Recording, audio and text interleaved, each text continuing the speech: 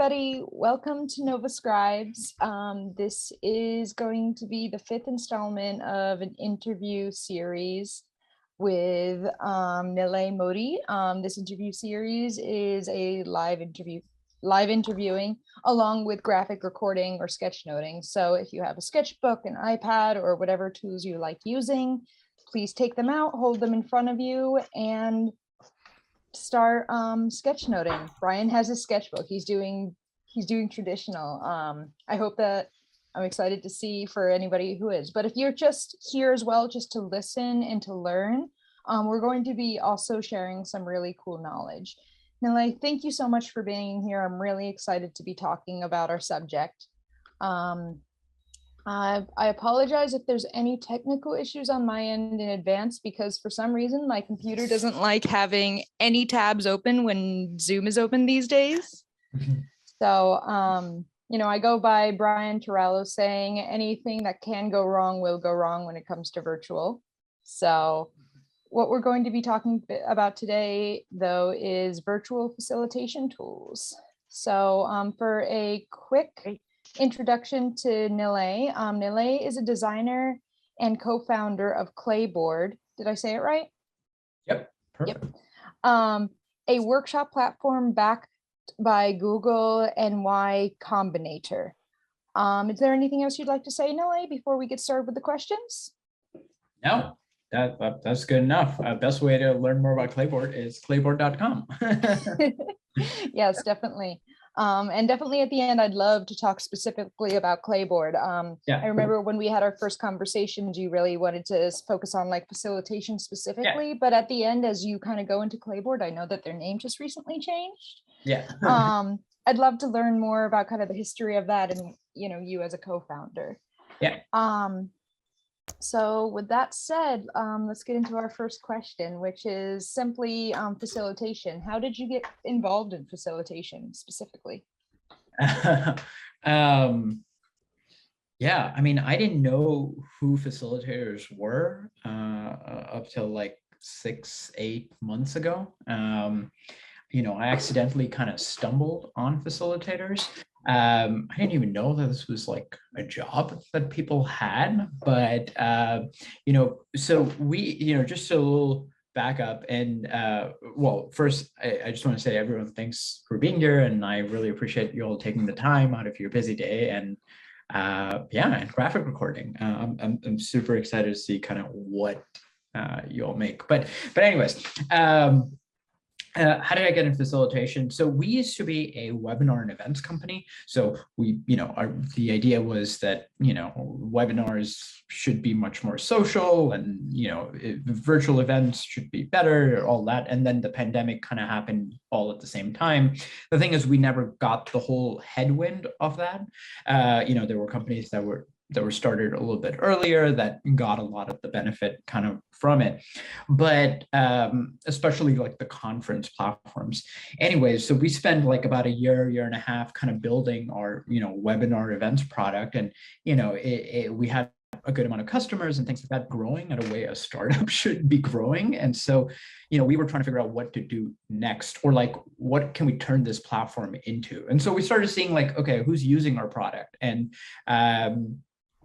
turns out there were a lot of people kind of, what now I would call, they were doing workshops, but I didn't even know what a workshop was. For me, it was just like events, it was just like, it was that was the kind of like, you do online events or meetings, but they were doing what I would now call as workshops, and, just talking more to them and then essentially just kind of researching. We found out, I don't know exactly how we stumbled into it, but I think some of our existing customers, like a little bit of research, we know like the team at Mural pretty well. And so they started telling us about facilitators, and we were like, oh, okay, what is that? And then, and then I started reaching out to facilitators. I started just cold emailing facilitators, one of them being Brian, and that's how we kind of met. And yeah, and that's kind of how I got into it, which is like a little bit out of desperation of trying to find customers for this product that we had.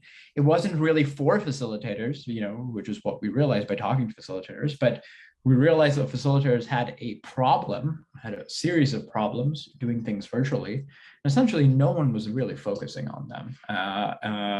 And facilitators, I like to think of it as like, okay, there's facilitators, but there's also a spectrum of facilitators. There are people who are trainers, teachers, um, you know, coaches. They're all on that spectrum of facilitation. And so no one was really building anything for them. Most of the companies out there, including us previously, were building for event professionals or marketers, that's the customer base, which is like, and there was kind of really amazed at how sort of clear their thinking was on kind of what they wanted and what they were trying to do. So for example, when we would talk to marketers, they would tell us things like, oh, we want the thing to be more engaging. And they would just stop there. And then it was our job to kind of figure out how to do this. But when we started talking to facilitators knew exactly how to make things engaging and knew, what to do. And like, this is what we're going to do. They just had difficulties in the execution sometimes of it, especially virtually, but they knew theoretically what to do, especially if they were in a room. Whereas marketers cared just about emails and just getting leads, facilitators, trainers cared about the actual experience, which is the way we always thought about it. But it turns out at the time, our customer didn't think about it that way, which was marketers. And so we never found any fit. But as soon as we started talking to facilitators, we saw there was like a fit, like just all the things that we had in our product, remnants of the old product, they were kind of useful, of much more for facilitators. And so then we spent the next 6 months just talking and just redoing our entire product. And that's what Clayboard is now. It's essentially a tool for facilitators and trainers and teachers and learning and development professionals to focus on facilitating instead of focusing on all the tools and the tech and worrying about all of that. Giving facilitators the open space and the focus and the presence to just do what they do best, as opposed to kind of worrying about all of this other stuff with the tools and the tech. So yeah, that's a little bit about kind of how I got into facilitation.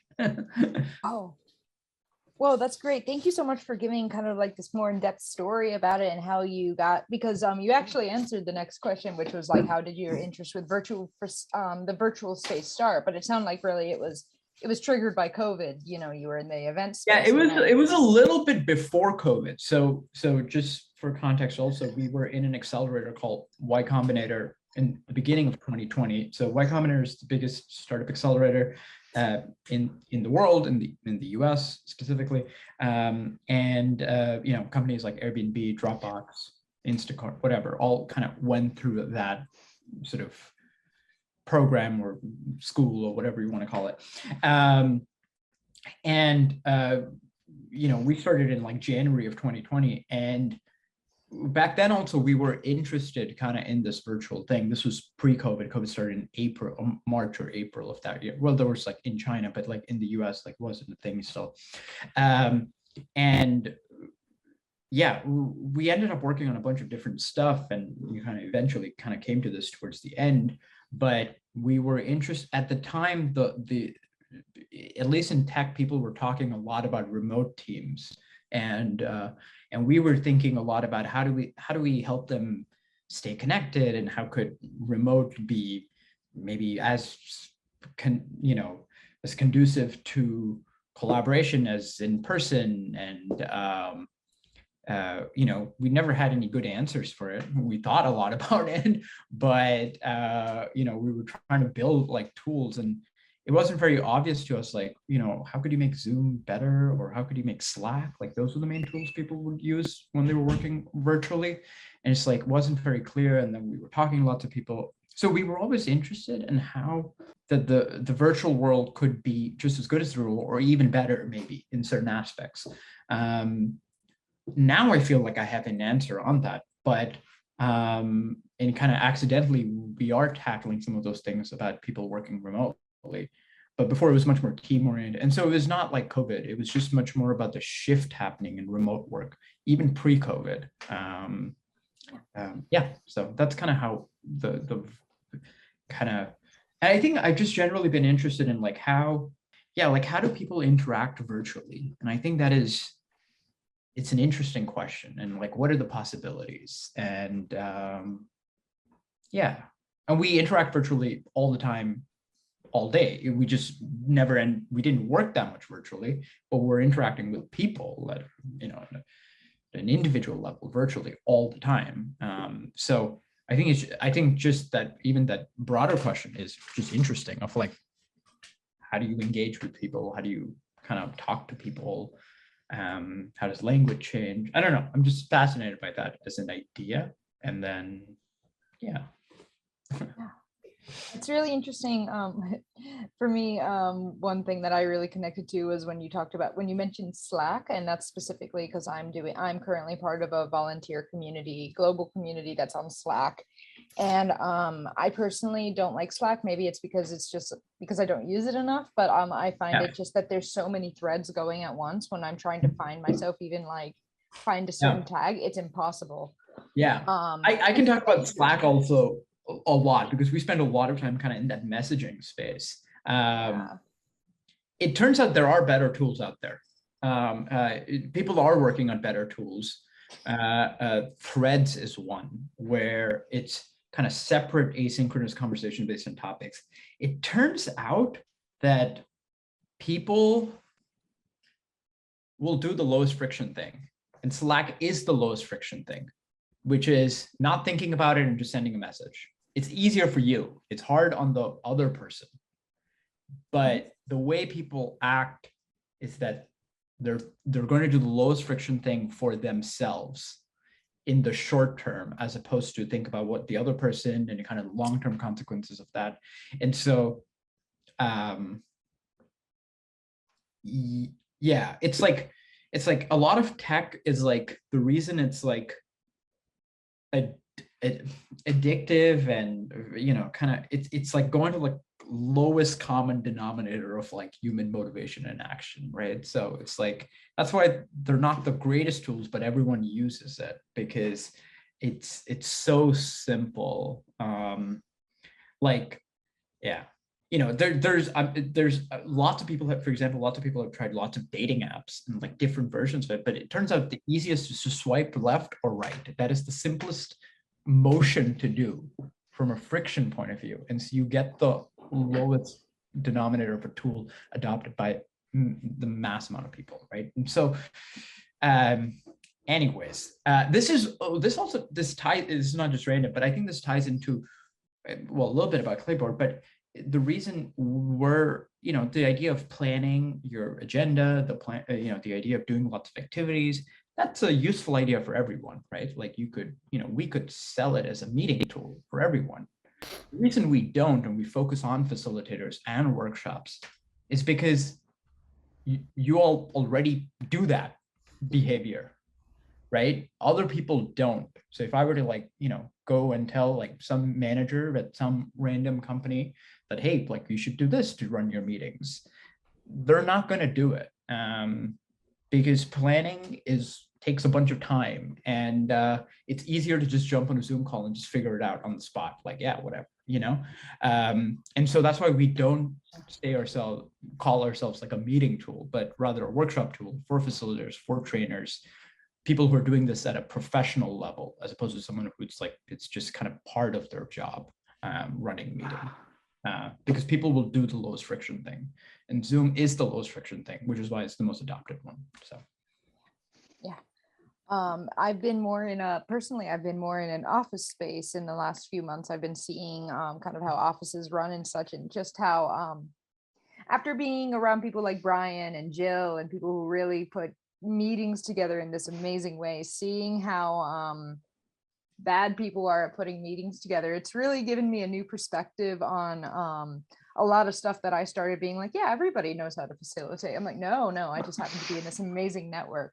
Yeah. And what you mentioned about the lowest friction leads me to the question of like, what would you say that the tools we use say about us?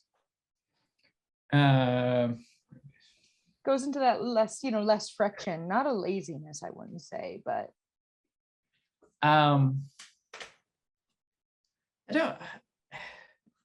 don't know. I don't think it's my. I don't think it's valuable to. I think a better way to put it, I don't think it's valuable to kind of. I don't know if judge is the right word of people in general, of kind of what they end up doing with these tools, but I think there's a reason people do the simplest thing is because it's the simplest thing, and people have a lot going on, and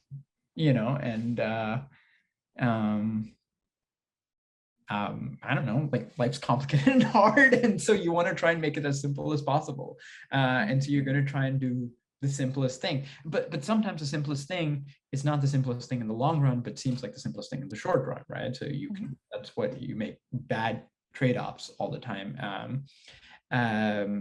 without knowing it, right? So I'm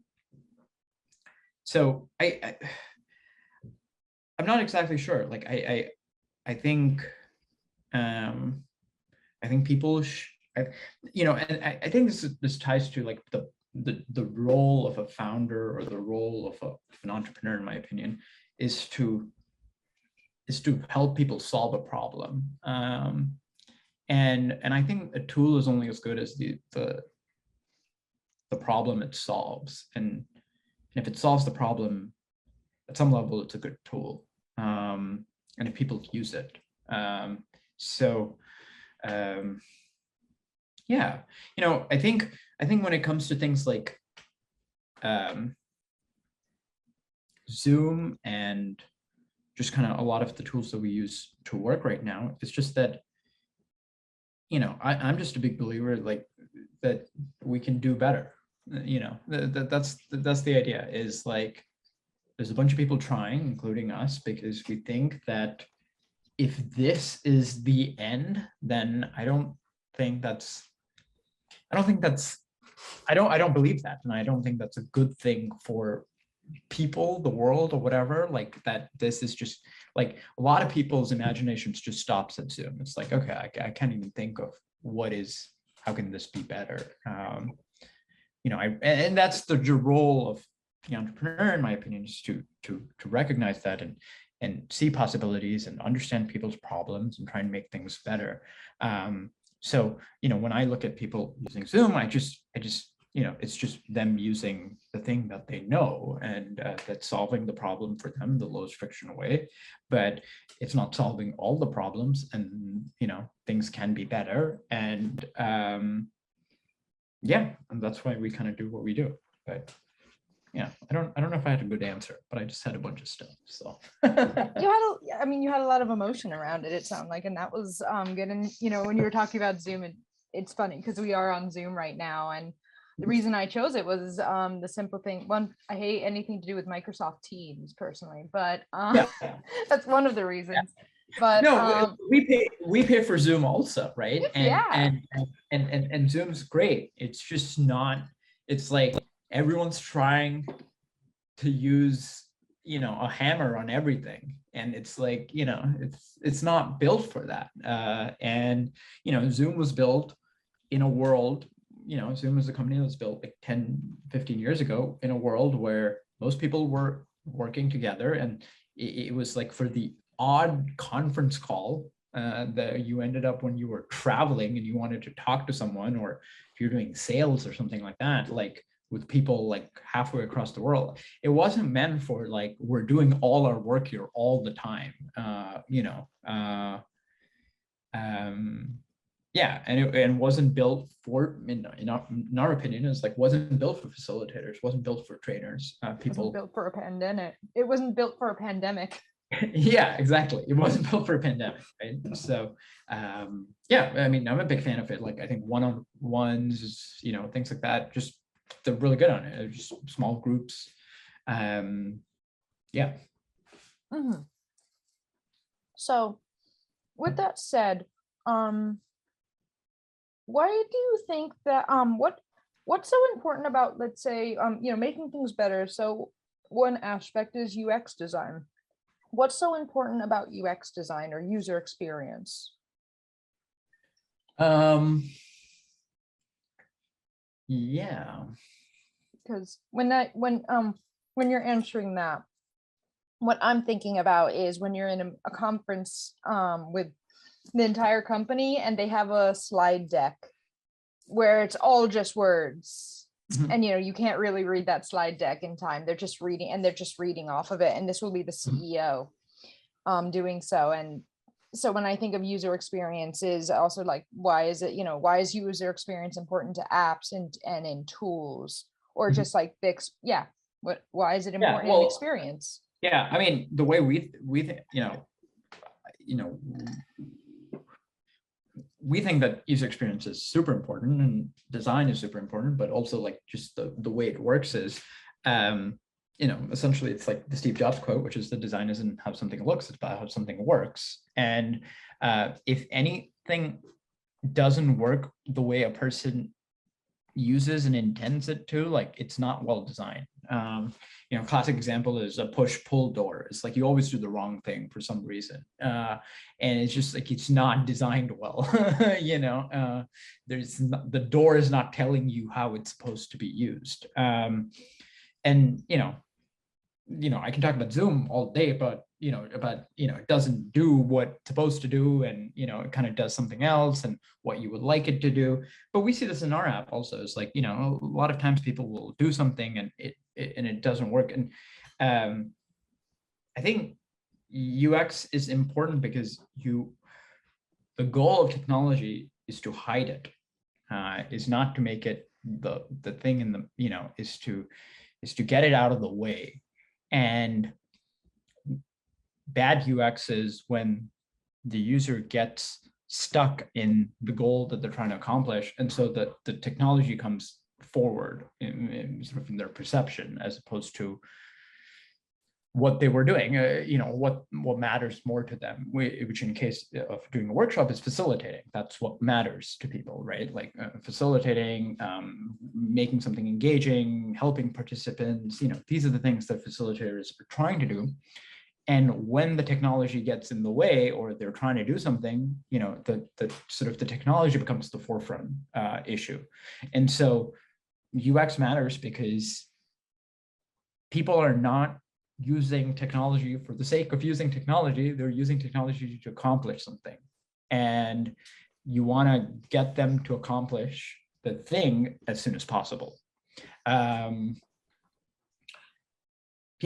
So, a good example of this is, if you're using any good tech product that is like launched or is generally a big company or whatever, is like you'll sign up for something and they'll have a checklist or they'll have templates, and they're trying to get you started as quickly as possible, right? At some level, that's what we call onboarding, but it's a part of UX, which is like you want to reduce the amount of time that it takes to value. And so good UX is about helping people do the thing that they're trying to do without having the technology in the way. And bad UX, makes technology come in the way, and that's not what people are trying to do. So I think that's why it matters. Very true.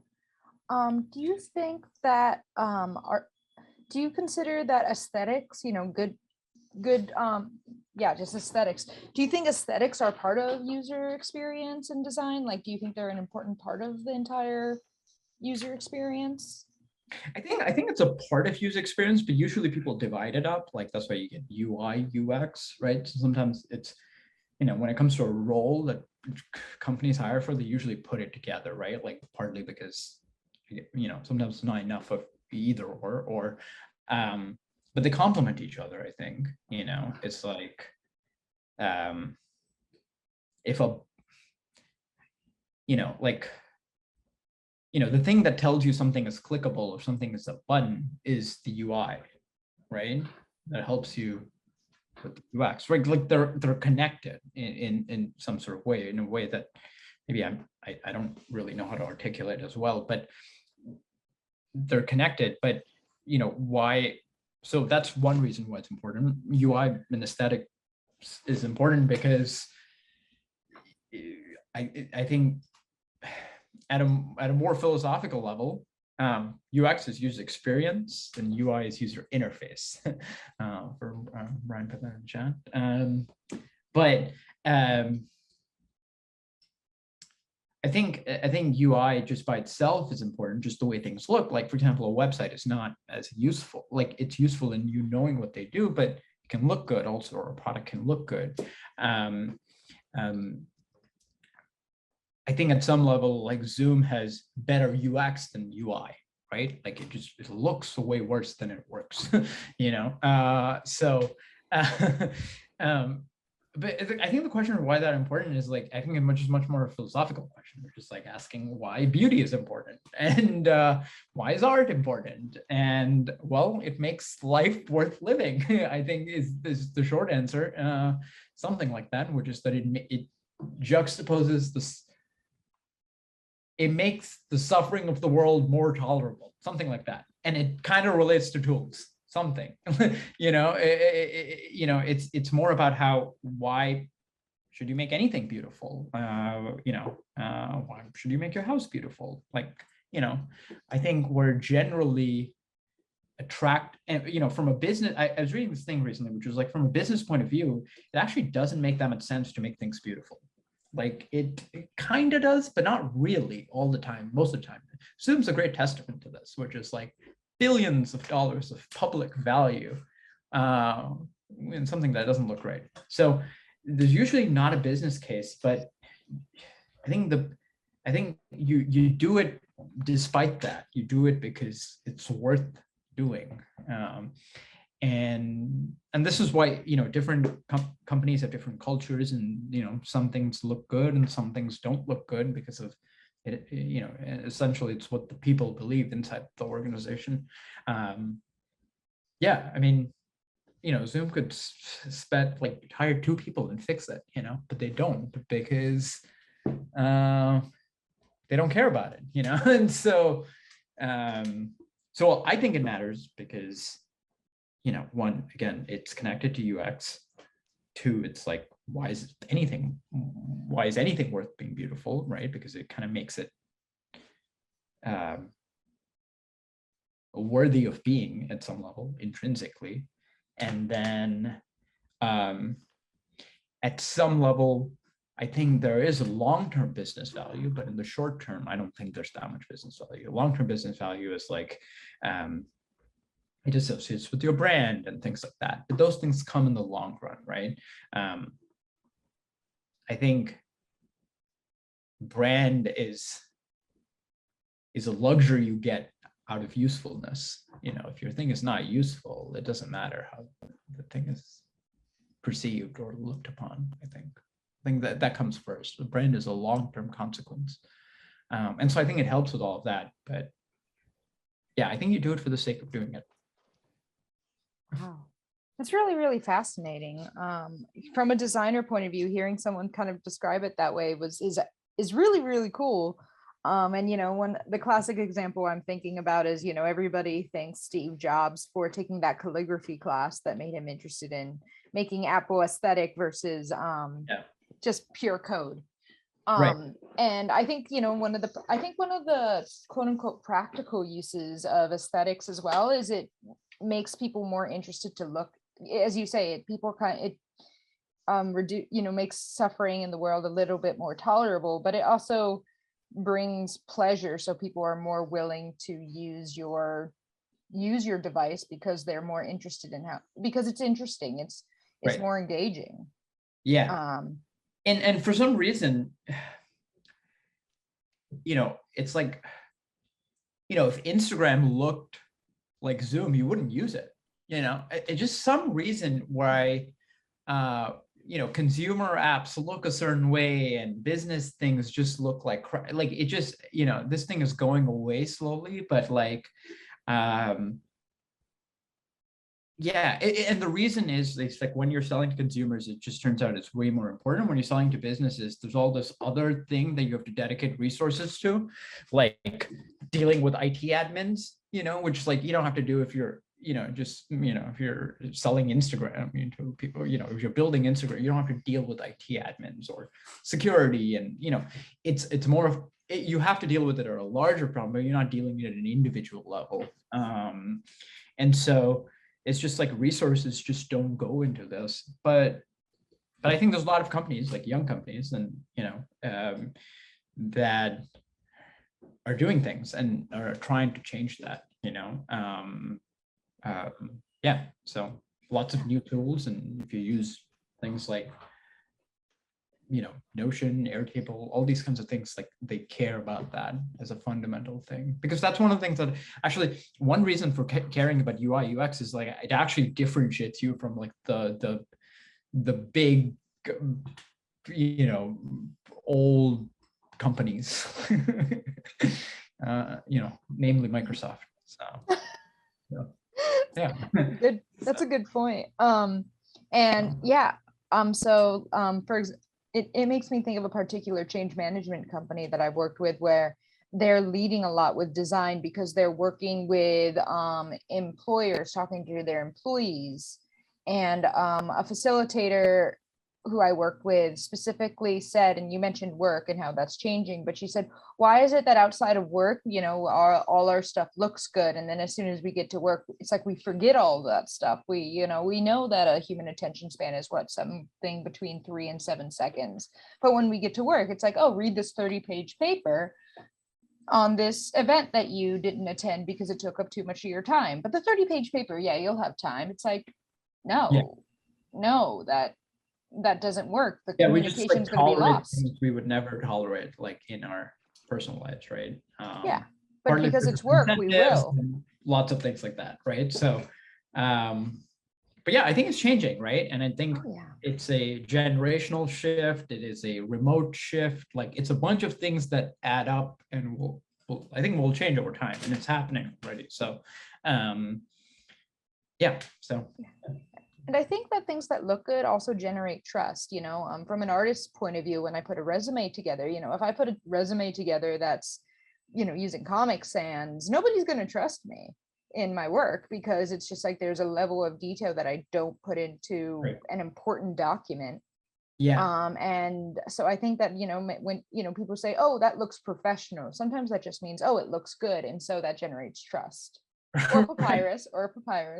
Yeah, I feel like I think so. I'm a big film fan, and one of my kind of heroes is the director Martin Scorsese, and so he talks a lot about this idea of visual literacy, and most people are not visually literate. And so what I find is that the font thing is, you're right, most people can recognize that, but a lot of people cannot recognize that, let's say that this, there's a lot of people in the world who don't think anything's wrong with Zoom, right? And who thinks it looks fine. Like they just don't have the visual sort of sense. I don't want to be too judgmental, but like they can't tell if a movie's well shot versus not well shot. And there's clearly a difference, right? Because, well, these are professions where there are people who are better and there are people who are worse, so and people are just not as visually literate. And I think just the world in general is just not as visually literate in recognizing things, and so they tolerate a lot of stuff. And so as an artist, you might have more of a sense on this, but I think the everyday person working their 9-to-5 middle management kind of corporate job, like, does not have this sense or desire or and so which is why, kind of going back to what I said, was like sometimes it doesn't make business sense, right? Like if you're selling some security thing that it doesn't matter how it looks, your antivirus thing, but that's why I still think the answer, there's a lot of other reasons, but I think the main reason is you do it because it's worth doing, regardless of any of that, because there's a lot of people who are not visually literate, And it's sad, but like we see this in our team. Like we have like designers and we have programmers, right? And like our design team will change something and our programmers will be like, I don't know what you changed here. Like it looks the same to me. And for us, it looks vastly different. You know, so yeah, I don't know. It's a weird thing, but I think it's like a lot of people don't put enough focus and attention on it and don't think it matters. And, you know, it's kind of, Yeah. Yeah, I mean, a good example is when somebody takes the difference between a professional photographer and someone who just takes some photos and happens to get a good one of the sky once in a while, to a person who's not visually literate. It's like their iPhone photo of that sky is just as good as a professional getting paid $500,000, dollars for their photograph. And anyone with any kind of photography knowledge is like, no, it's fuzzy, Yeah, exactly. And people just don't think about it. And I think photography is a good one, like where I have a hard time, seeing differences, and I don't have that much of a sense of photography, but like with the thing that I'm good at and the thing I've spent a lot of time on is kind of like what is on a screen and kind of what it looks like and how it feels and the balance of colors and all of this kind of stuff, right? So I'm more aware of those things, right? And so people are on a spectrum on all visual literacy as a whole, but then also within that different parts of it, right? In different mediums of that being expressed. And they can see like, oh, like that's good, or that's not good. And they can tell the difference and things like that. It's partly exposure, partly interest. Yeah. Yeah, no, totally. I mean, the difference in the worlds of like, let's say illustration versus graphic design are like the rules and the languages are so vastly different, even though regular, like a lot of people not in the design world will be like, oh, illustrators and graphic designers are the same thing. It's like, no, they really are not. They do completely different things, but to the regular person, it's the same language. Right. Yeah. So thank you for going on that rant with me. I love talking about aesthetics. I'm an illustrator trying to get into the design world, and I'm dealing with my own limitations with my understanding of my visual literacy in design. It's really interesting because I'm like, wow, the world's so much bigger than I thought, which it's both exciting and very humbling. Awesome. So kind of going back, something I mentioned earlier was, a little bit about trust, and you trust good aesthetics. One thing I wanted to ask about was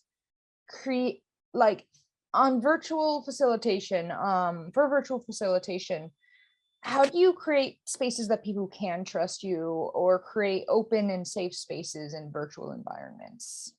That's a hard one, probably. Yeah, I have no idea.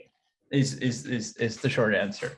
And I've talked to a lot of facilitators about this, and this is one where a lot of facilitators I feel also don't have answers also and are figuring it out. So I personally think it's not my job to figure it out, but to give facilitators tools so that they can figure some of this out themselves and experiment with their style and things like that. So but I'll take a stab at it, which is like, okay, kind of like, I think one answer, and this, I think about it from a certain lens of someone building the space for it is and not as much about like the actual act of facilitation or the art of facilitation, right? I'm thinking much more about from a platform point of view, is the tools and the tech get out of the way, right? And that is part of creating a safe sort of space where if you say something, people can hear you, and like the audio works, or like, works on different devices, or you feel included because the host is doing a bunch of different activities and things like that, right? So I think part of it is the tech gets out of the way. I think people know how to make a safe place when they're in person, I feel, right? And like, what is the big difference between virtual and in person? There's a bunch of them, but one of them is like there's this layer of tooling that is in the middle. Of course, you're in like little boxes and things like that, right? Which also hurt participation and trust and things like that. But I think that's the big hard problem. So but if you leave that away, right, the easy kind of first step is like, okay, like it works and it kind of does what you want it to do, and like the tools and the tech are kind of out of the way. And kind of for people who don't have context on a little bit on Clayboard is like, just to give you an example without getting too much into what we do, is you're wasting a lot of time and there's just a lot of back and forth and all this kind of stuff. But you have a whiteboard, you put the link in the chat, people go into the whiteboard, now they're confused, you lose them. There's all this stuff happening in the middle, right? If in Clayboard, like it's just right there, like you hit next and the whiteboard is just right there. You're skipping all of that. If you add up a bunch of these things, in my opinion, I think the tools kind of go into the background and you're actually there. You feel much more connected with the process. And I think then the facilitator can do their job, which is what they're trying to do without the tools and the tech kind of getting in the way. So I think that's one part of creating a safe space. From what I've talked to facilitators, what I've learned is, and if I were to give a workshop, is and how to tackle that other than the tools and tech pieces. A lot of facilitators talk about the importance of rooms and the importance of taking the large group and breaking it down into smaller groups where people feel much more comfortable. And so you're kind of going down and then you're going up, and then you just, you do that more often than you think you need to, I think, to get people to slowly open up. So, maybe you want to start with 2s and 3s or 4s. I think it depends on every situation, because sometimes one-on-one with someone can be more intimidating than with a group. But I think you essentially change the group dynamics by changing size is one of the things. You can also change kind of the thing you're doing, which is kind of like the activity that you're doing, to change the dynamic. So that's part of it. Another part of it is like,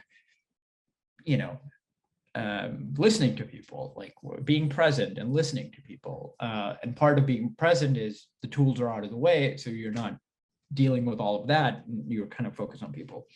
I think the thing that I learned from Brian, which I haven't heard, when we were doing a lot of facilitator interviews early on, I actually did not hear this as much, but I've heard it from Brian a bunch of times now, and is setting the ground rules and coming, that is like the thing in the beginning, and that helps create the trust, which is you set expectations of what is the rules, what are we trying to do here, why are we here, who am I, who are you, just like, what are we trying to do, and how we're going to get there. So I think just having a common ground of starting is a part of it. So I think those are some of the ways. I'm more interested in the tools aspect, which is the tools get out of the way so that the facilitator can do their job. Yeah, gotcha. So you've talked a lot about tools getting out of the way so that they can do their job. And my next question, I'm trying to think about how to like really fit into everything you just said. The question itself for everybody is, how can we go beyond the real world? And you say get the tools out of the way. So I'm like, okay, so how can these tools support the virtual facilitation in a way that makes it maybe more engaging than the in-person meetings? How can we go beyond that? Because people are really just trying to mimic what we do in person. Yeah. I think this is something that we're still figuring out, and I think it's a collaborative effort with facilitators and participants, and kind of what they're willing to do and where they're willing to go, and what is possible. And I think I do think those two things are different. So one is like, okay, you can get the tools out of the way and still go beyond them, which is go beyond the real world. So something that we thought a lot about initially, we don't have the best answers for it, but I can give you some and kind of show you kind of at least one way that we've been thinking about it is, I think we just tech in general is, especially virtual meetings and events and all this kind of stuff, has a very skeuomorphic lens of everything. So if you look at a lot of the platforms that came out during the pandemic, a lot of them had tables, and you kind of move around in tables and you kind of walk around from one space to another space. And it just kind of had this dynamic of like, I'm a person and I'm kind of moving around and I use the arrow keys, and it's much more like a game kind of thing. Anyways, and that is this very skeuomorphic kind of lens, which is like, hey, let's take the real world. Skeuomorphic, for those of you kind of not familiar with that world, is like the first iPhone is a great example of skeuomorphic, which is like, if you remember, it was like in, the bookcase looked like a bookcase, like an actual bookcase, and the calculator looked like an actual calculator instead of kind of what it looks like now, which is, it doesn't look like a real calculator. So we have this tendency of just taking the real world and just putting it in the virtual space. I think part of workshops, we do this all the time also, is like, and I think when an industry starts getting mature, we start thinking more in terms of, oh, what are the possibilities, as opposed to what can we do that we're already doing. And so mobile is a great example of that. Like when the mobile thing happened, I remember like when the first iPhone came out, like I was a kid, but anyways, then I think the only thing that we could figure out what to do for the first year was like, there was like a beer app and you would drink, and that was the best we could do, and like nobody thought about, you could have Instagram and you could have Snapchat and you could have location and, just possibilities of things that you would not be able to do if you had a computer, right? So I think the same thing is true for like what virtual, I'm a big believer, and this is why I think the space is exciting, is on what these things can look like. And I don't fully know the answer to that, but I think it's worth thinking about and exploring. Is a great example to me is whiteboards. That's something that is in the real world. I'm not fully convinced that whiteboards the exact same whiteboard experience needs to be in the digital world. I think there can be something better, especially for convergent and divergent kind of thinking. So, especially for brainstorming, things like that. A good example is like Padlet. It does not look like anything in the real world. It is not a whiteboard, but it kind of does some of the things that you want it to do, right? It doesn't do everything. And there's a lot of things that we think are wrong with Padlet and that are not good. But I'm not fully convinced that this like whiteboard thing where it's like infinite, it just is, it could be that this is kind of what it looks like when you move that idea virtually. But if you think about what people are trying to do, it's like usually brainstorm and then diverge and then converge, prioritize and then kind of converge. I think there can be something better than a whiteboard. We have a bunch of ideas on kind of what that could look like, but that's an example of something where it can be better than the real world, right? So for example, right, in the real world, you write ideas down on a whiteboard and it's just, you want to save it, you can really do it. And you can do that kind of in the virtual world, you can save them. But let's say I don't want to save them, but I want to export them as an Excel sheet. I can do that, in the virtual world that I can't do in the physical world. So I think there's just lots of opportunities of like rethinking kind of like, why do we do this? Is this the right way to kind of do this? Yeah, I don't know. I'm not fully sure, but I think things can, and I think that's our job. Partly our job is like to think about where can the virtual world be better. I think there are already places where it's better, right? So it's better for collaboration across the world, right? Like you can be anywhere and you can still kind of work with someone. So it's better in that sense. I heard one facilitator tell me that what they love about doing things virtually is that they put people into random breakout rooms, and like the most senior person can end up with the most junior person. And they would get to, interact in a way that maybe in person they wouldn't, right? The power difference is less. So there's all these places where it's already better. But what we spend a lot of time thinking about is like, okay, where can you, make what you were doing in the physical. And the one that stands out to me, at least just kind of doing this workshop thing for a while now, is whiteboards. It seems like a very skeuomorphic idea, which is that we have sticky notes, we stick them on a board, kind of move them around, and maybe that can be something better. So what is your opinion on AR and VR? Do you think those are good tools? So again, I don't know. It's the disclaimer of this whole thing. I don't know. But I worked in VR when I was in college. Like I worked at a bunch of production companies. And I was really into VR. I had the original HTC Vive. Our living room in college was essentially a VR kind of space. We didn't have any furniture, partly because we didn't want to buy any furniture. But and I was really into that world. And I was in LA at the time, and so it was really big there. Kind of the film world was kind of getting into it. All the big studios started having VR divisions. There was big VR conferences kind of happening. Like this is around 2016, where VR just kind of had its second big boom kind of thing. And kind of what I remember hearing back then was like, people were like, oh, like the reason people don't have these, not everyone has one. There's Brian with one, is because it's too expensive. And once the price goes down, everyone will have one, Turns out the price did go down a couple of years ago. It's very cheap to get one. It is cheaper than getting a phone. It's cheaper than getting an iPad.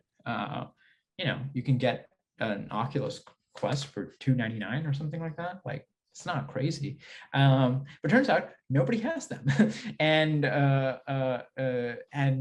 even the pandemic, people didn't end up having that. I think there's a bunch of issues with VR, and this is kind of going back to. I think it will happen, kind of. It depends. I don't fully know, but there's a bunch of issues. One of them is this friction thing that I talked about, which is that it's just easier to go on your phone, open a computer, than to put this thing on and be in it. If you've ever been in VR, it's forget all the issues that people have with like kind of getting dizzy and all that kind of stuff, right? It is tiring. It's like being somewhere in person, like you have to move your hands, and, like if you're on a computer, you can spend 10 hours a day just kind of, with your keyboard. But being in VR is tiring. And I think, the idea of it doesn't seem like the lowest friction thing. So so that's why I'm not sure, but I think from a facilitation point of view, like from a workshop point of view, I think VR opens up a lot of interesting kind of options of kind of what's possible and things like that. I think companies will try it, right? Like at some point to like bridge the gap between everyone being everywhere. And it's like, okay, we want something more than seeing people in boxes and things like that. I just don't think the tools are there yet. The software is there yet. Even the hardware is not fully there yet. It's just, there's a lot of incentives and adoption and friction. And so I don't know when it'll happen, but if it does happen, I do know that people will try and take the real workshop and put it in VR, and that will not work. Because it's the same skeuomorphic problem, which is that you cannot just take the real world and put a virtual. you actually build a lousy thing that way. You have to do something different. I know, for example, the Mural team is experimenting a bunch with VR, and I know them pretty well. And one of the things that they talk about is like, and I thought this was a cool idea, but like, just the way you have a timer, like in like the real world, you have this timer, or like even in the virtual world, you start a timer for 5 minutes. In VR, you could do something like, you're in a space with these trees, and then, at 5 minutes, like as the time ticks, the leaves start falling to give you a sense of time. And at the end, there's no leaves on the trees, right? And you could do something like that, that is just bizarre and out there. That is a timer, but without, it actually looking like an actual timer. So I think there's a lot of cool possibilities. It's just like, if people don't have it, then it doesn't matter what you can do with it. So yeah, again, I think VR is just, again, a tool that you use to achieve something, and you want to get the tool out of the way, and you can't just take the real world and put it into this new medium. You have to reinvent the workshop on how it's done, how it's facilitated, how you interact with people. Yeah, there's also lots of issues with VR, right? Like it's like, let's say you have sticky notes or some version of that, right? Like, how do you type, and like, how do you, like, it just takes too long to do all of this. You can draw some stuff pretty quickly, but if you want to like write down some elaborate idea or something, like it's the input mechanism. There's a bunch of issues, I think, but I'm sure it'll get solved at some point. So. That's really cool to hear. Oh, but I didn't talk about AR. I think AR has all those problems too, but has bigger computational problems because it needs to understand your surroundings. And I think VR will definitely happen before AR, because it's just easier. It's an easier problem to solve than AR. AR needs to interact with your surroundings, and that's just harder. Yeah, but I hope it does happen. So. Yeah, I mean, even, we've seen the surge of QR codes coming back, and the first time they were tried, it wasn't great. And now, I mean, for example, yesterday I signed up for going to a dance performance because they had a QR code there to the tickets. Right. Yeah, and the QR codes thing is really weird. I definitely want to read more on this, but because if you go to China is really big on QR codes, and they've been around for like decades now, which is everyone uses them all the time, everywhere. For some reason, the Western world, America, did not adopt them. It's not like Chinese people are that different from American people. Just they're still human beings, and with motivations of doing things faster and easier. Just for some reason, they did not take off. The pandemic kind of, I think, was an accelerant and kind of pushed people to do QR codes, especially restaurants and things like that, right? So I don't know. I'm sure there's more to it, but I don't know. But it's a weird thing, which is that it's like in one part of the world, it's super big. In another part of the world, it's like not. Yeah. So sorry to interrupt. It reminds me, I studied abroad in 2019, 18 in Europe. And we have contactless contact cards, where you just touch your credit card to the thing. That's become big in, like, I would say only the last even 2 years. Yeah. In 2018, I was a psycho for not having that. And I've never had a card that has a contact thing. My bank doesn't supply it for some reason. Yeah. But I remember just being like, what in the world? Or, New York, why is it that we still have to swipe our subway card? I'm in Boston, where all you have to do is tap the card, right. And that's becoming a little bigger in New York, I think. I know a few subway stations have started that, but not a lot of them. And it's just so funny to see how slow technology could go from different places around the world. Yeah, no, I think Brian's point of view, like, which is that, China has a lot of smartphones and people just have smartphones, people don't have computers and things like that. But, I mean, there's smartphones here too, right? So like, I don't know, like it's just that they're more dependent on it. They like think of the smartphone as like the device, and I think we still think of it as the computer as the device.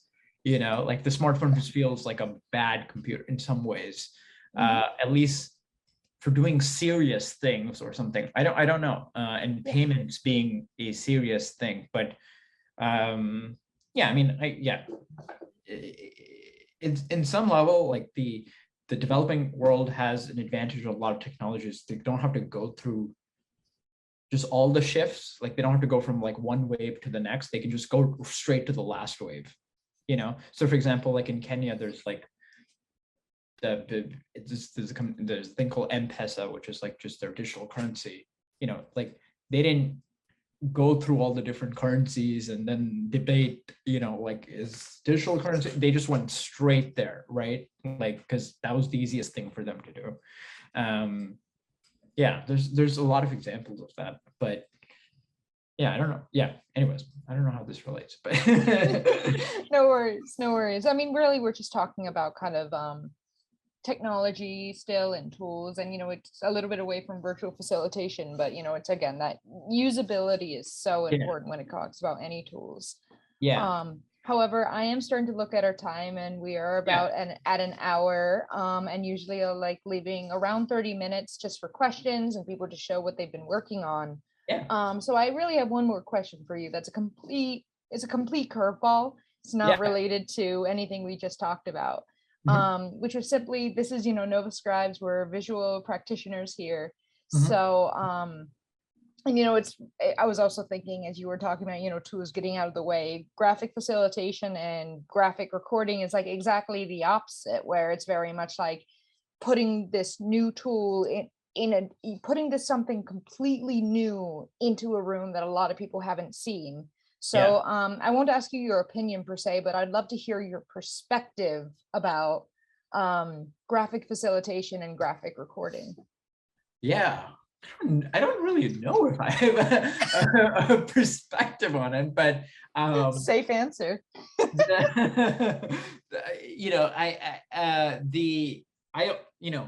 As I mentioned, that I found out about facilitators only like 8 months ago. I think I found about graphic facilitation like half of that time, so to not know what that was. But when I recognized what Nova Scribes was, and I think when Brian was telling me that, and I think a lot of people have been what is this, exposed to graphic facilitation in some way, because there's a bunch of these YouTube videos out there where people are drawing stuff to explain things that are like very popular now. And so for me, this is not a perspective, but I'm just telling you some random story I feel, but is that it connected. I was like, oh, that's what these people are doing. It's called graphic, recording. It's like a thing. And, I didn't know, I was like, oh, these people are drawing while, explaining something. It's kind of cool. Like, is this, so for me, it started from like YouTube is kind of where I first saw this.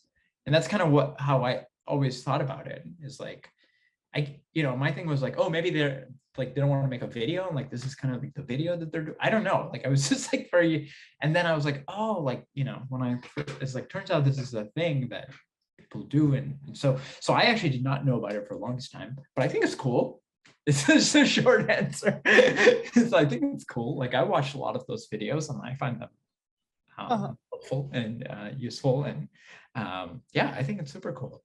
I'd love to turn the question back to all of you. Is like, what got you all into graphic facilitation? Like, what does it do for you? Before we how does it help, or how do you make sense of I'll answer that, but before we go into that, I did want to mention, as I'd asked Nilay, that Brian Turallo had said there's a right and a wrong answer here, Nilay, and his answer, he did say, was a good answer. I did put you on some thin ice there, but I was curious to see what you had to say, because it was just because that is the group we have here.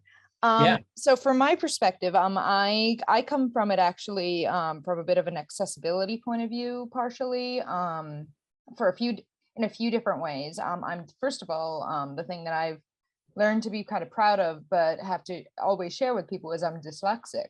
So for me, the written word and that 30-page paper is not accessible to me, period. I have to read it through, through what do you call it, OCR, where it takes the text and puts it into audio. And I don't care how fast you make that thing go, it takes longer than a lot of times when I watch my partner, who's a very fast reader, where he can just read through a book very quickly. Right. It'll still take me a long time. I read 10 pages an hour at the fastest, and with any kind of reading comprehension. So I come from there, a bit of the visual, where visuals are easier to take in, a picture is 1,000 words. And so it's easier to take in that information. It improves memory because now you have these visuals to go along with context. And I also went to Rochester Institute of Technology, which is the National School for the Deaf. And so I was also there where people were taking notes for the hard of hearing and deaf students. And I saw how terrible some of those notes were, where it was literally like 5 sentences off of a 3-hour lecture, or vice versa, where it would be pages of scribbled notes. And I always was just like, that's not great. It's great that the students have been, are able to get paid to help other students in the class, but they're not doing a good job. So that's partially where I come from. And then the other piece is simply the way I interpret the world and the way I process information is through visuals. Like if I have a bad day, I draw, because that's how I process information. So that's how I came to it. And when I realized my images could make more of an impact, I found that graphic recording is a way to make a better impact in the world than maybe my personal work, which is personal and is about me versus, and might be relatable, but it might not help everybody in the world, where it's like, wow, now I have a way to actually genuinely get things in front of people that can help people understand better. Yeah. So that's how I came to it. If anybody wants to come off mute, please feel free to on their perspective. Sure, I'll jump in. Typical, right? So I'm an educator by background, and it's awful dark in here, isn't it? So I'm an educator by background, a teacher of students with special needs.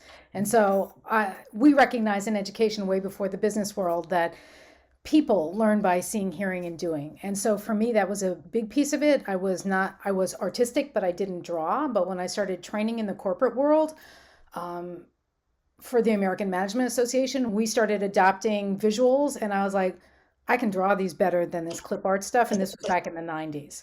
And so that's when I started getting into this. And I just see the power of the visual very much in keeping with what Angela has said, and I'm sure what other people will say here also, is that it's immediate. And just a quick example of that is I've just created something for a local hospital to explain the difference between palliative care and hospice care. That's a visual. So, and is at a reading level that is accessible to most people that speak English, let's be clear, but it's a start. And I think it's a way to go in the future.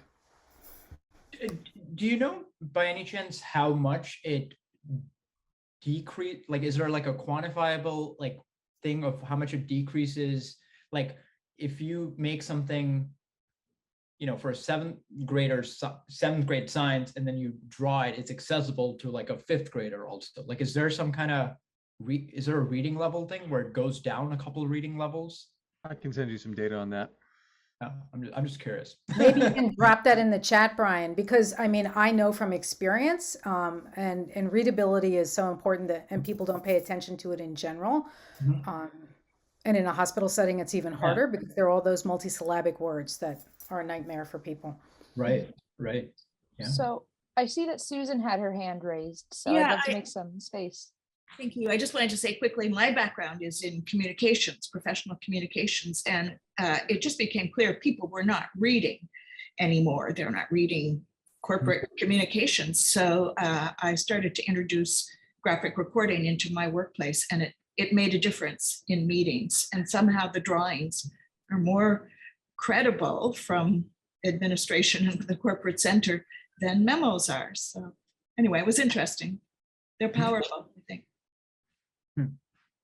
Yeah, I feel like the graphic recording, like, the more I think about it, the more I'm exposed to it, is I feel like I would, at a personal level, do more of it if I knew that people were doing this kind of thing. Like if it was just like a thing, it's, it was more popular or something like that.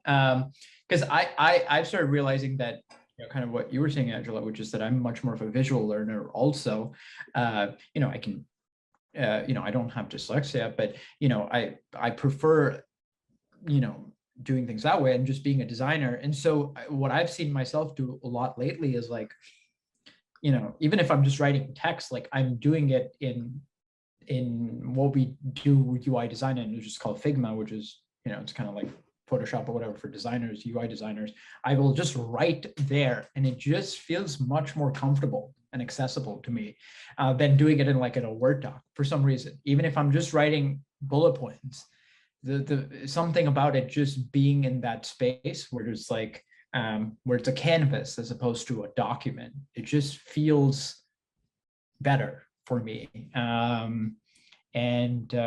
Yeah, I wish I did more of it, now that I think about it. Caroline, I also see your hand risen. Yeah, I was just going to say I am in the conflict resolution field, but I was previously in fine arts. So I just want to do this because I think it's fun. But now that I've been learning more and learning about how when people are under stress, they process visuals much better than just language alone. And also it gives them something to look at when looking at each other can piss them off. They can look at something else and can kind of concentrate on solving an external problem rather than it being so focused on the personalities. And I also want to know if we are going to see a demo of Clayboard or if we can somehow.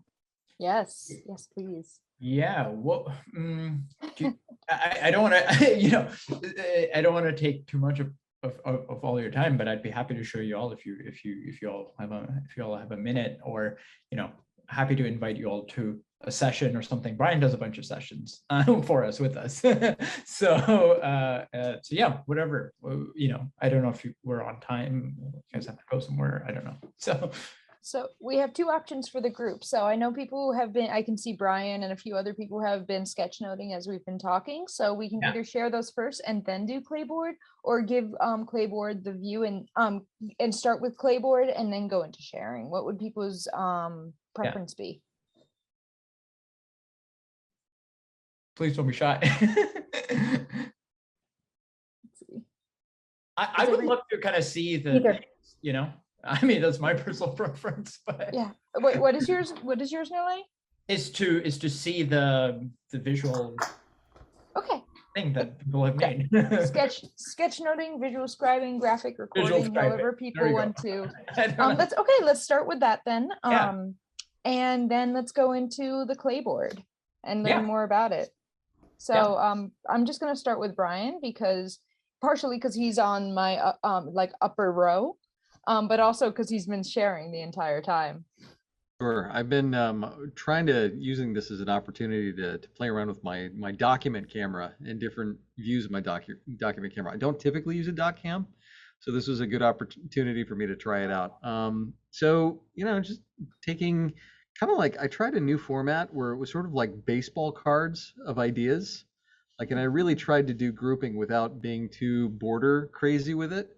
And then the other thing that I tried this time is something that I use just for my own personal drawing, and I don't use it too much with my graphic recording at all, but I have a little ink block that I've been using with a water brush in order to get these really kind of subtle grays and things. So it's more of a technique thing than a content thing, but that's where I'm at with this. Wonderful. Did you have a first page as well? You don't have to share it if you don't want to. I did have a first page, but I don't think it was as good as the first as the second one. I like the second one better. I like this one a lot too. They both have a bit of a different style, and I think that this turns out really cool. I love how facilitation is a spectrum. I love that art. Thank you. Awesome. That's great.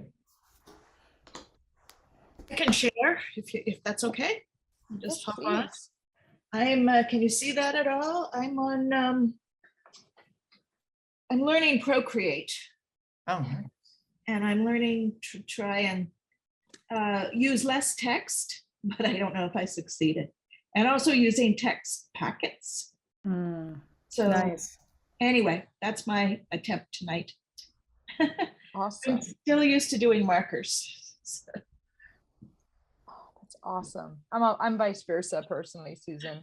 So that turned out awesome. Anyone else want to share? I'm I'll happy to jump in. share. Go right ahead. Go for it. Okay, I'll jump in, just, novice here. But yeah, just enjoying taking notes for myself and making them fun and having fun doing it. Awesome. Very cool. Awesome. Thank you so much, Caroline, for sharing. And spotlight. For a little burst of color. Oh, Oh. is that Procreate? Yeah. Oh, beautiful. Okay, how did you do that? So what's the blue and purple brush? How did you do that? Is that That's with watercolor? it's a soft airbrush. Soft airbrush. Okay, that is so cool. Yeah. Awesome. Awesome. Wonderful. Jill Nilay, Greenbaum, everybody. She makes me want to hang up my markers. Oh, stop it. Oh, sorry, go on. Oh, no worries at all. Sorry about the interruption. It's really, I mean, to me, this is exactly, I love seeing how different everybody did it. And like everybody Yeah. had a different format. Everybody, I couldn't read the information just for the sake of timing and not seeing them as big as I would like. But, seeing the portraits of you, Nilay, was also really fun. Yeah, those were great. I was like, this is pretty good. I was like, I got to replace my picture with some of these. Yes. I'm very curious. How do you all decide what? I guess that's what makes one different from the other, is what you decide is important and worth putting on. Is sort of like a framework that you all have thinking about, like maybe I should draw this, or screw this. I don't want to say write this. I don't know. So I can try to answer that if you like. So let me tell you a quick story. Once a year, we tend to get together at this forum called the IFVP, the International Forum of Visual Practitioners. And one year there was a panel discussion that was happening up there, and there were about 12 graphic recorders that were all capturing exactly the same conversation. And what was interesting to me is that every single one of those was different. Some of the content was the same, but stylistically it was different. Synthetically, which is to say what it was that people were actually ranking as most important, that was different. And so what's cool about graphic recording is that it's listening made visible. And so what you're getting is sort of the black box of somebody's mind and the way that they interpret information put out there into the world. And so it's what you're seeing is just as much a part of the person that's capturing it as it is the discussion that's coming out. I don't know, Jill, Susan, Caroline, would you all agree with me on that one? Yes. Yes, I come from a communications background, as I said, so I was used to knowledge translation, if you will. I was used to listening to, for instance, healthcare professionals speak in their language and then translating it into a more understandable language for every single person. So I'm doing that, but with visuals now, except it's still hard for me to get away from text because, but I'm making some progress. So it's knowledge translation. And also someone said, the skill is the same as American Sign Language interpreters, where you take something in your brain and there's something in your particular brain that can do it in real time and interpret it into another format. And that's, maybe that's inborn, but I think it can be trained. Totally. Yeah. I think that's a lot, like any language that where it has a completely different grammar structure. It's basically learning how do you take this and you rearrange it in a way that puts it in a new structure that makes sense to other people. So when you said sign language, I was thinking about that because sign language poetry is a thing, and there's a lot of there's a lot of really interesting things that can happen in that translation that Yeah. And also one of the things I also wanted to bring up is one way that I prioritize information depends on the client, depends on what the client needs.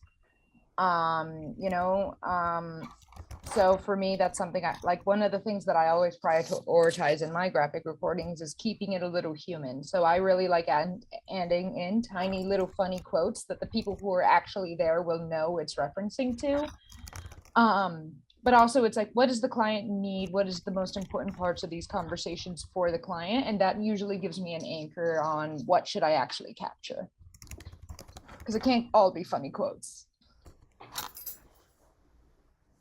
And Jill says, it is listening and the structuring. There are times where I can't understand how, understand. Yeah, how to access the information that's been captured. Oh yeah. I mean, confusion within a graphic recording as it's been created is definitely an issue I think a lot of us see in other people's work. Sometimes people care about it more being pretty than it is about the information being accessible. Mhm. And I don't have an answer for that because I like making it pretty. But I think that's something that is a question a lot of us have that we answer in different ways. But I would, we have about 2 minutes left. I would be happy to go over if everybody's willing to stay and have the, but I would love to see and learn a little bit about Clayboard and give you that space, Nilay. Yeah, I'll take only like 2 minutes and just kind of quickly run through it. That way, I don't want to take up too much of everyone's time. But like, if you want to learn more, please just go to clayboard.com. And if it sounds interesting, and I'm happy to get you started with the account. It's totally free at the moment, and but yeah. So, but something I just thought about while you all were just since you all are graphic people and graphic recorders and things like that, is have you all heard of Dolly, which is the new open AI project? But it's a new thing that is kind of big in the tech world right now, but it's not public yet, but they're starting to put out demos and showing kind of what sort of so OpenAI is the big AI kind of thing. Like I think Elon Musk is kind of one of the founders, and it's the big AI thing. So Dolly is their project where you can give Dolly any sentence. So you could say high quality photo of a monkey astronaut, and it draws it for you. And it is these are all computer generated images where you say something like a photograph of the earth being cradled by Zeus as if it were a marble, and it will output that. And yeah, so you can imagine a world where you just say anything, I want this, and it just illustrates it for you. So an oil painting for humanoid robot playing chess in the style of Matisse, and it will draw it for you. It's a bizarre world we live in, but it is coming. Oh, Jill, I think you're on mute, so. Yeah, I'm just sort of oohing and eyeing and going, huh. Yeah, it's like so yeah, it's create realistic images and art from a description in natural language. You can kind of read more about like how it works, but a teddy bear shopping for groceries in ancient Egypt, or like a bowl of soup that is a portal for another as digital art. It's just like it is. Yeah, and you can kind of see it like about the research and kind of how it works. But yeah, just no, you're not out of business, friend. Yeah, I think it's kind of interesting. I think a lot of technology, I think, will be a lot about how we work with it, right? So for example, like a lot, it's people coming up with what's potent and then using technology and like to generate some of these images and things like that. But I think you still have to do the job of figuring out what is valuable of noting, so yeah, just a cool thing. Okay. Just quickly about Clayboard, we, essentially is just in a simple sense of what the product does. It allows you to plan everything and embed all your apps in advance, so you're not kind of fiddling around with all of this in real time. So just to give you an example, this is what the dashboard looks like. When you're planning out a session, it looks like Session Lab, very similar, but in Session Lab, it spits out a document at the end. We spit out the workshop itself. So right now, the document of Session Lab in Zoom are two different things. So in your document, you might say, do rooms of 3.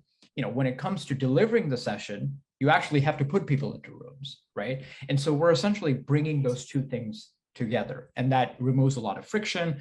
It solves a bunch of problems. One of the problems that Brian resonates and uses it for is it allows you to transition easily from one thing to the next. So a lot of facilitators will lose participants when they move from, let's say, a whiteboard to Zoom, and Zoom to like a whiteboard, and like a lot of there's this drop off and there's this friction. This kind of gets rid of all of that. So I'll just make a quick kind of workshop here, which is like, let's say you're doing for the first 10 minutes, I want to do an introduction. Maybe you want to introduce yourself. You can, after that, you want to do groups. And so you can auto-assign people into groups, you can pre-assign people into groups. Maybe after that, you want to do a poll, after that, and maybe it's a mirror whiteboard, and then you can select your whiteboard right over here. But you're essentially building it out in advance. And then you're just sharing this link. And so it's just like a Zoom link that you just share out to people. So just to give you an example of a build out session, because I'm not going to build out an entire session right now, but is this one. So here's a session that I do a lot while I'm onboarding people. And so it has a slide, then it has a discussion block, then it has a couple more slides, then there's a whiteboard, then there's a poll, there's a video. We have a lot of different blocks that you can put together. So like there's Google Docs, Google Sheets, Padlets, Airtables, where you're actually planning the thing and embedding it in advance. And what's really cool is like when you're delivering the workshop, you just kind of go inside. This is the facilitator view. And you have your agenda on your left, right? And this is not just a dumb Word document. It actually knows what you're doing, right? So let's say I hit start here, and here's my first slide, right? I'm not sharing my screen. I'm not doing any of that. I'm showing you my first slide. I have my notes over here, kind of what I want to say. I also have a little bit of a timer of how much time I want to spend on the slide. And it tells me if I'm running on time, early, or late. Yeah, and so I can just quickly move between these things. Maybe now we're all talking, then I'm showing another slide, and I'm showing another slide. Now we're onto a whiteboard. The whiteboard's right over here. You don't have to go anywhere. So during the workshop, your delivery becomes so simple is, you don't have to think about any of this. So, you do your whiteboard, and then you want to do a poll. Now you're doing the poll, and then you want to show a YouTube video, and there's a YouTube video. In the town where I was born, lived a man who sailed. You can pause it for everyone. You can talk over it. You can kind of move on to the next thing. There's breakout rooms. Yeah, so you just kind of, you're planning everything out, and then you're just kind of going through it. And so all your activities. So Brian did a session where he had like groups, and then a Padlet, and then groups, and then a Padlet, and then he did something else, and then everyone was together, and and it didn't feel like you were just kind of bouncing around. It felt like you were just having one experience, right? And so a good way to think about it is kind of the glue between your entire workshop and just kind of consolidating it all in one place. We have a lot of other cool features and lots of other cool things that we do, but that's mainly it, which is that, you plan it in advance and then you go through it. And so you don't have to worry about all this movement and tech and friction during the session. Yeah, when you want to put people into groups, you just hit next and you have it all planned out, and it's just going to assign people into groups, and so, yeah, there's, you can edit it all in real time, but you can rerun things. But it was built for this kind of use case in mind, where you're doing a lot of different modalities of exercises and activities. Yeah, that's just a quick rundown. There's a lot of other stuff, but that is what's smaller is kind of like the gist of it. yeah, wondering if you all have any thoughts. That's so awesome. Thank you so much, Nilay, for sharing, but also for being here and letting me interview you and kind of joining our little graphic record, or not our little, but joining the visual practitioning community and being willing to share your knowledge with us. Yeah, I am honored. It was an honor having you here.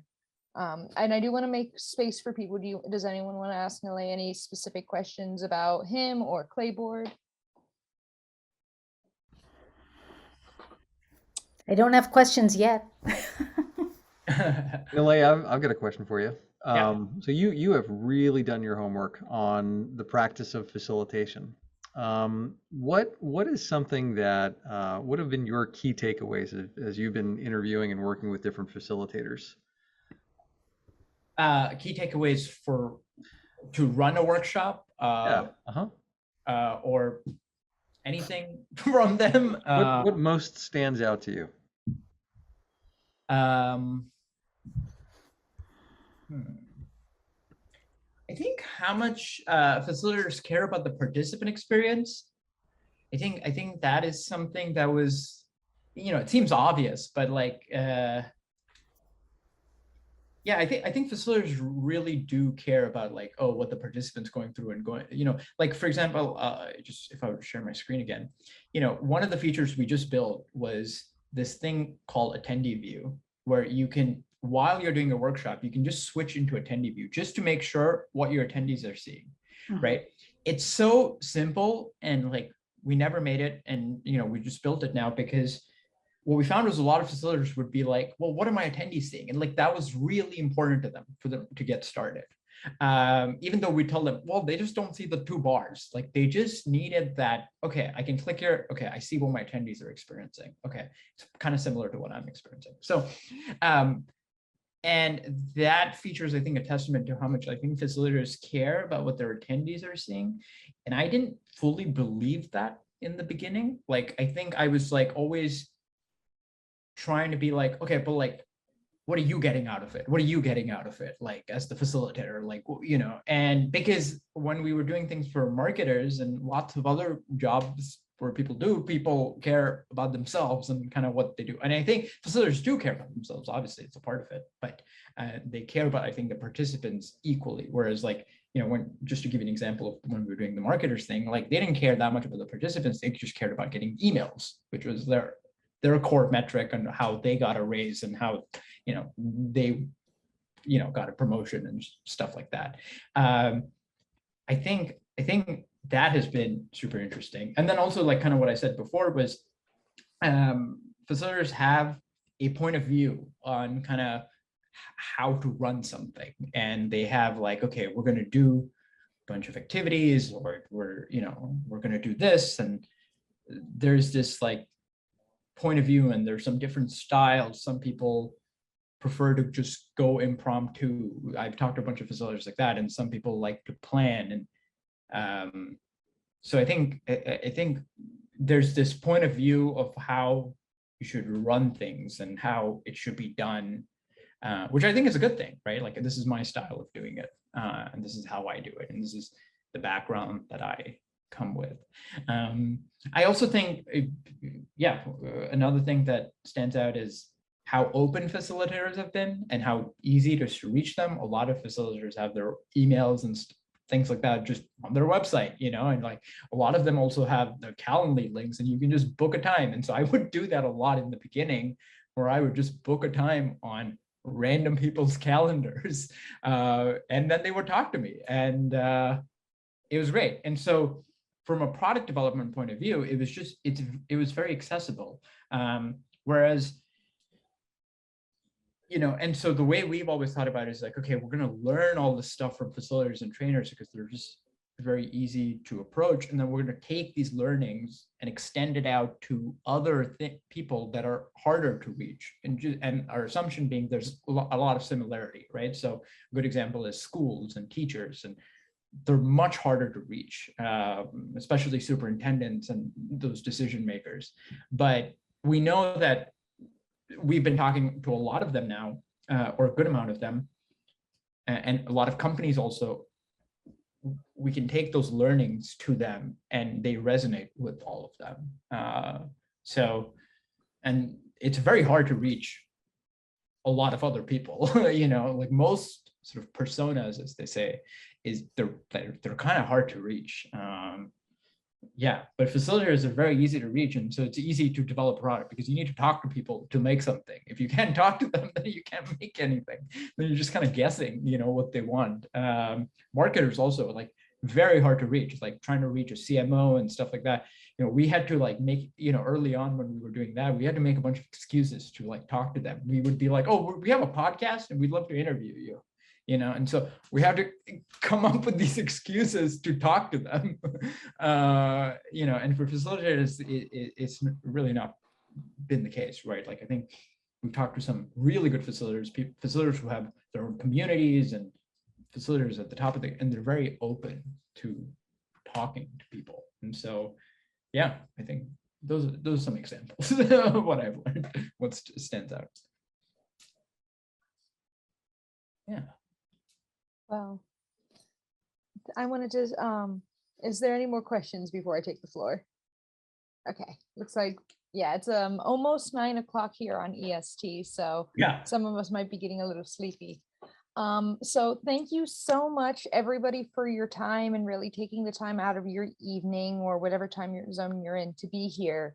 It was really, really great to have you here, Nilay. Thank you so much for all your good information, your openness as you spoke about these subjects. And as I asked you some tough questions. So thank you for giving your honest answers to things. It was really good to hear what you had to say. It was awesome learning about Playboard as well. I'm definitely going to be looking into that a little bit as I have a few workshops coming up in the next few weeks. Most of them are in person, weirdly, I think, maybe. Anyways, I need to look at it. But it was great having you here. Thank you so much for being here. I think it's time to close out. Awesome. Thank you all for being here, taking the time. Thank you. Thank you. All right. Bye. Good to see y'all. Thanks, Nilay. Thanks, Angela.